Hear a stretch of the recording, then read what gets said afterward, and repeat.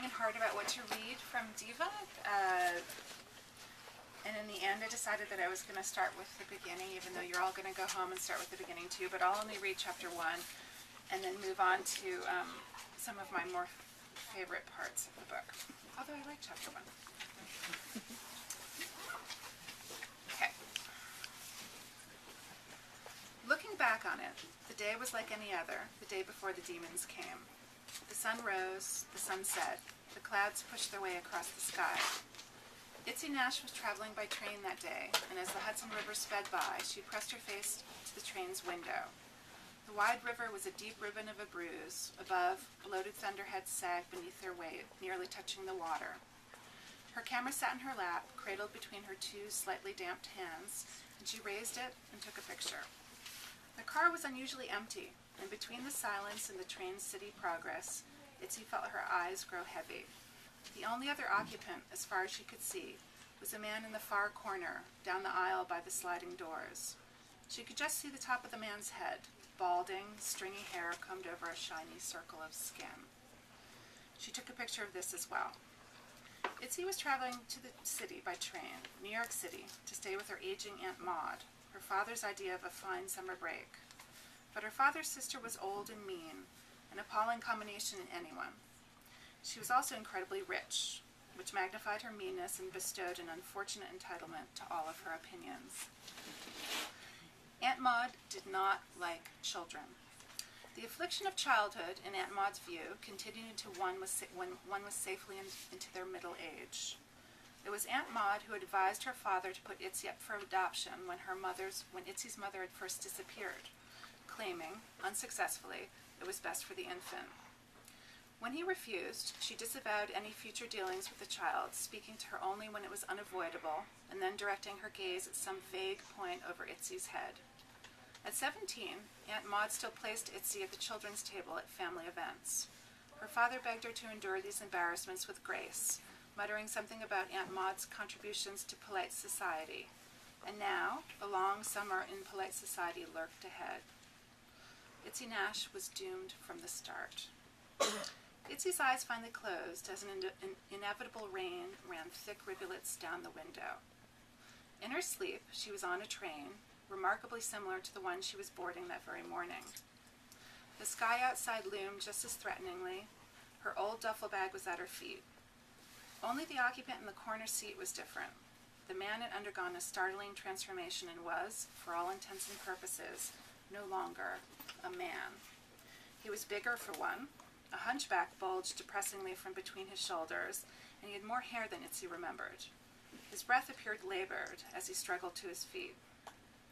Finally, with the aid of his armrest, he turned, and it was here that Itzy saw his eyes.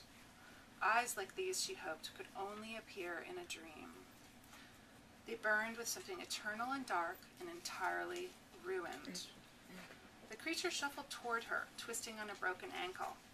He drew closer, and Itzy saw there was something in his hand. In a delicate gesture, almost as an afterthought, he tossed it lightly at her as he passed, and it seemed to flutter around like a dying bird. It settled feebly on the seat beside her as the car filled with a stench of burnt hair. Itzy's stomach flailed, and she felt herself falling, and, to her great relief, she jerked herself awake. The rain poured down. A streak of lightning lit the purple sky. The man was gone. Beside her, in the empty seat, sat a small card. The thing was wrinkled and dirty and showed evidence of being greatly handled. It was the kind of card she had seen before, littered on the subway containing some plea or other for money, some fortune or blessing scrawled across its face. She peered closer at the card. The script was old-fashioned, the letters mismatched and uneven. It said, "The end of days is nigh." Holding the card in one hand and her camera in the other, Itzy's train pulled into Grand Central. No one was on the platform to greet her.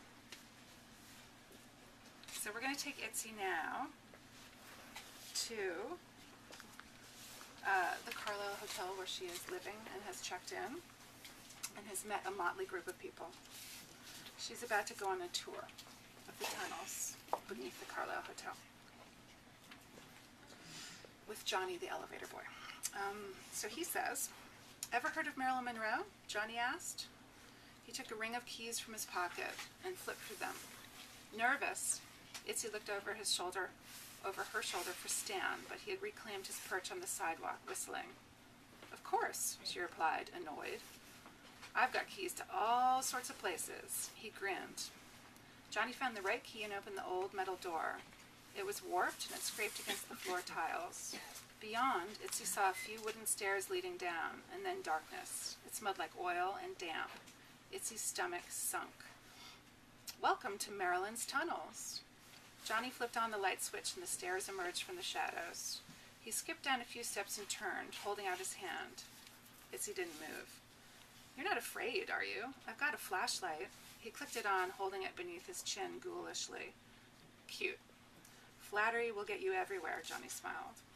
Why are these called Marilyn's tunnels? Why, indeed, Johnny replied. Itzy tried to peer around the boy, but the remainder of the stairs fell away into the thick blackness. Oh, come on. Don't make me ruin the surprise. Itzy eyed him skeptically. All right, they're called Marilyn's tunnels because it's how she used to sneak into the Carlyle to see JFK. Itzy nodded, swallowing her mounting nervousness. She followed the elevator boy down the creaky steps. Everyone wondered how she did it, how the most famous woman in the world could rendezvous with the President of the United States in secret. Well, here's your answer. They had passed through an unremarkable boiler room from there through a small passage. They stood now in a tiny room, the low ceilings damp and bulging overhead. There was a mildewed tabletop set upon a bulky legs, the remnants of someone's workstation spread out as though their owner had left in a hurry. Rusty vices were clamped to the edge of the table, and blocks of wood scattered old-fashioned hand tools and cut nails.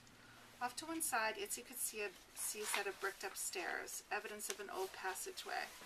The place was draped in cobwebs. Glamorous. I can see how it's hard to keep this a secret. Itzy watched, unimpressed, as Johnny grabbed a side of the old table. A little help? He grunted. The table was surprisingly heavy, and the wood bloated with decades of damp and slick with mildew. It would have been impossible to move by herself, and the pair scraped it across the floor, upending much of its contents. They set it against the far wall. This is how she did it, Johnny gestured. Beneath the table was a trapdoor made of rough wood about 4 feet across. A handle made of thick rope was tied in an intricate knot. Itzy bent to look at it.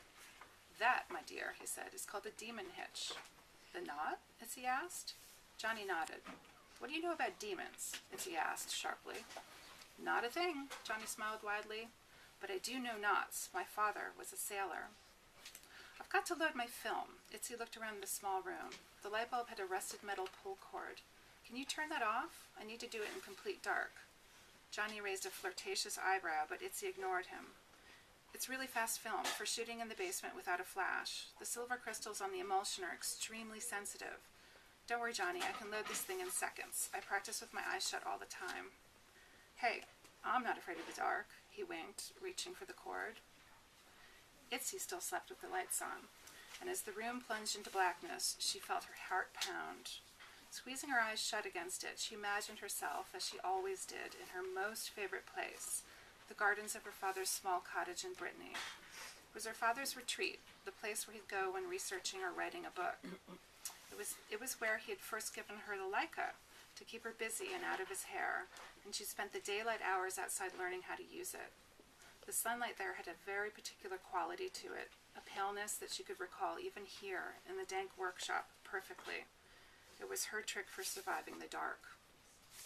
Eyes shut, she unfastened the camera's base plate and put it into a pocket of the borrowed jean jacket. She had done this 100 times. Now the camera's backside opened easily, and she pulled a few exposures out of the film cartridge, dropping it into the camera's well. Sliding it along with her thumb, she felt the film catching in the camera's take-up chamber, and she tensed the advanced lever to feel it take. Retrieving the base plate, she hooked it on, and after advancing a few exposures, was done. Okay, she gasped. The light clicked on again. All set, she smiled shakily. But Johnny wasn't looking at her. He was looking at her camera bag by her feet. Why, Itzy Nash, he smiled, one corner of his mouth upturned in mock seriousness. Hasn't anyone ever told you never to leave your bag on the floor? Yes, you'd be surprised.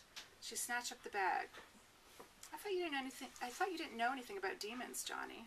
She thought of the blue room, of the click-clacking of the horrid creature she'd seen. Might be a little late for that piece of advice. So we're going now to my favorite part of the book, which is the French Revolution,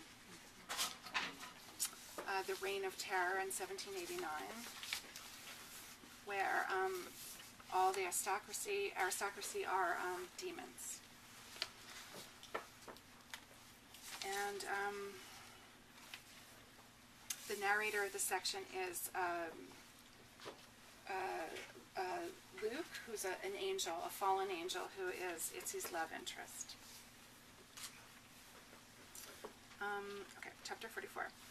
His name was Nicholas Jacques Pelletier, my darling Itzy, and he was about to die. A rowdy crowd had gathered together to watch his demise at the Place de Grève in Paris that April day. Taut clouds stretched across the sky like scar tissue.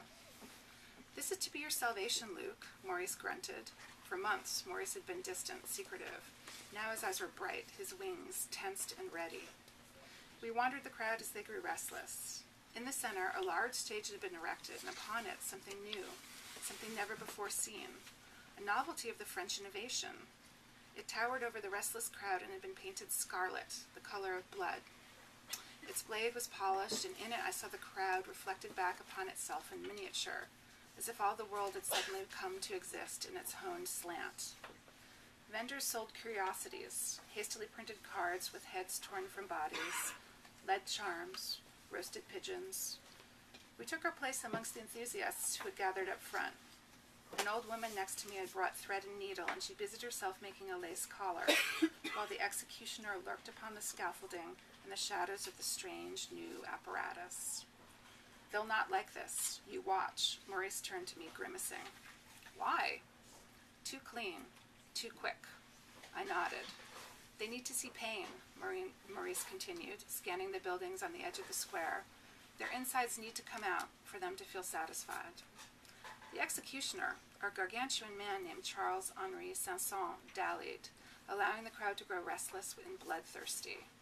He was a showman at heart. He had tested the machines on corpses from the lunatic asylum for weeks. He had perfected it. Finally, the thief was assisted into the scaffolding. Nicholas Pelletier glanced up at the guillotine but once. Instead, his eyes scanned the crowd and found mine. The crowd heckled and jeered. Sanson asked the prisoner for any last words, but Pelletier had none. His eyes bore into me. The prisoner did not struggle as he was made to lay upon the bascule, his neck fitted into the lunette, his hands bound in leather. The crowd grew still. Something startled a flock of crows as they exploded, squawking, flapping from one rooftop to another. Their grumbling was the only sound to be heard. My neighbor had ceased her lace-making, and her gnarled hands were tensed in anticipation. Monsieur Sanson paraded from one side of the stage to the other, arriving again at the guillotine. The moment, he knew, was his. The executioner released the lever upon the tall upright, and the blade fell, rattling as it went. All of Paris leaned forward, holding its collective breath, while a slight gust of wind caught the shock of white hair upon the prisoner's scalp. The anemic sun chose then to part the overcast sky, illuminating the diagonal blade as it flew down, lending a heavenly component to the killing spectacle. The machine was well oiled, the blade sharp and polished, and it made short work of the condemned thief. It passed through skin, flesh, and bone with but a small sound, and then the severed head of Pelletier landed in a woven basket with a muffled thud. Silence followed. Some confused grumbling from the crowd. "That's it?" someone shouted. "Where are his agonized cries, mad ravings in the face of torture?" another demanded. Sanson held Pelletier by the hair, parading him across the stage. A cluster of angry earwigs fell from his head. A few ladies rushed forward to dip their handkerchiefs in the blood, waving them about dutifully, but the blood was dark, thick, and black, and only served to bring about more confused mutterings. As Sanson neared, my lace-maker leaned forward, and from her toothless mouth she shouted something loud and bawdy, and then with one of her gnarled hands she slapped the ashen face of Pelletier. The executioner could never have been prepared for what came next. Unlike his corpses from the Beatrice Hospital, who had been long dead, the head of Pelletier blinked when the hag's hand struck his cheek. His pupils focused, alert, and his eyes gleamed. They scanned the crowd hungrily, searching, glowering. They alighted upon mine, and his gray lips mouthed a hideous curse and then grew slack. "Demon!" Maurice cried to me, turning to me. The crowd was now a roiling, angry mass. Someone shouted, "Stoke the pyre! He must burn!" Then, from the rooftops, came Gaston. "Crows saw you," Maurice scowled. "You're losing your touch." Beside me, the old lady became Renee. Renee and Gaston flanked Maurice stiffly, preparing for the worst. "This thing, Luke," he turned to me, "this guillotine, it is your salvation." I looked at it again. They were removing Pelletier's headless body on a gurney quickly as the crowd surged forward to storm the stage. I hardly see. When I turned back, my angels were gone. The crowd was furious. They'd come for a show, and this had not satisfied. Sanson, for his troubles, received a stone aside the head, and clutching a bleeding temple, he marched toward the stage, shouting for the coward who threw it. Rotten eggs, a lady's corset, and a stiff dead cat sailed through the air alongside several old and worn boots. As I pushed recklessly, making for the edge of the square, something hit my shoulder. I turned. The head of Nicolas Pelletier lay at my feet. I grabbed it, wrapping it in my cloak, and I ran. I ran, Itzy, because I could not fly, for I was already a prisoner then. My wings were shrunken, atrophied things, useless on my back. Maurice had warned me. No good will come from consorting with demons.